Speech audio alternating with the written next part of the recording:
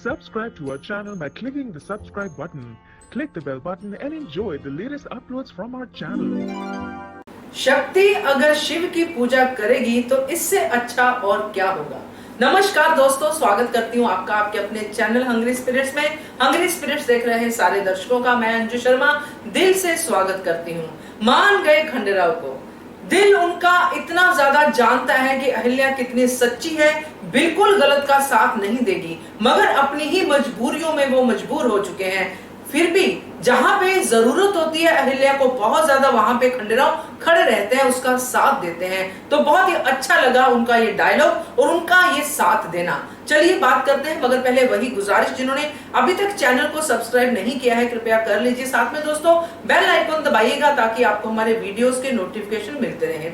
जो दोहाई दी थी द्वारका ने, उसके आगे सारे लाजवाब हो गए थे और उनको कुछ सूझ नहीं रहा था कि हम बोले तो क्या बोले, क्योंकि द्वारका बड़ी बड़ी बातें कर रही थी। और वहीं पे अहिल्या को जब अक्का साहिब यानी कि गौतमा बाई साहिब ने, उसकी सासू बाई ने सवाल कर दिया और अहिल्या ने आगे जाके जवाब देना शुरू किया और हरकू बाई साहिब ने भी यहाँ से पूछा कि अहिल्या तुम कहना क्या चाहती हो, तो अहिल्या ने जो बात कही दोस्तों, वो हम हमेशा इस बात को डिस्कस भी करते हैं और जानते भी हैं कि भगवान जो है वो सबके लिए है। भगवान की पूजा करने का अधिकार सिर्फ एक पुजारी को नहीं, हम सबको होता है। जिसके मन में सच्चे भाव है वो भगवान का जो है एक तरह से पुजारी ही हो सकता है। हाँ, ये जरूर है कि उस समय ऐसा कुछ था कि हम एक डिस्ट्रीब्यूशन था समाज में कि इन लोगों का ये काम है, इनका ये काम है, इनका ये काम है, मगर ये नहीं, कभी भी नहीं हो सकता कि अगर पुजारी जी पूजा नहीं करते तो कोई और भी पूजा नहीं कर सकता। यही बात अहिल्या कहना चाहती थी कि भाव सच्चे हो तो शिव शंकर इतने भोले भंडारी हैं कि वो पूजा को स्वीकार करेंगे।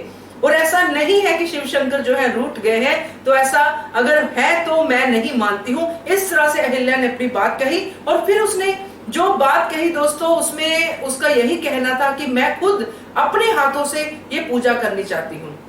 जो मेरे दिल को टच करके बात हुई थी कि इतने सारे लोग अहिल्या के खिलाफ थे, सब लोग उसके ऊपर दावा बोल रहे थे अपने अपने तर्क देके, मगर उस निराशाजनक माहौल में सुबह सुबह का समय, दिन का पहला पहर, उसमें इस तरह की नकारात्मक एनर्जी को प्रोड्यूस कर रही थी द्वारका और साथ में उसकी पार्टी। मगर वहां पे इस निराशाजनक माहौल में भी आशा की किरण जो थी अहिल्या ने दिखाई कि इसमें भी कुछ अच्छा ही होगा।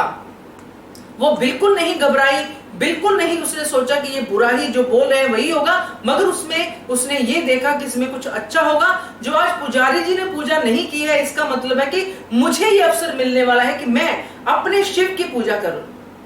और जब ये बात आती है सामने और हरकू बाई साहब भी एक तरह से उसकी सपोर्ट में ही आगे आती है कि तुम कहना क्या चाहती हो, उसको तर्क देने का मौका देती है कि तुम बोलो तो सही है। अहिल्या बोलती है और यहाँ पे मुझे इस बात की खुशी ज्यादा और ज्यादा हुई क्योंकि खंडेराव ने सिर्फ ना अपनी बात कही, अपनी पत्नी का साथ दिया, अहिल्या का साथ दिया, बल्कि जो उन्होंने तर्क दिया वो भी सही था। उस तर्क में उन्होंने बाबा साहिब का नाम लिया।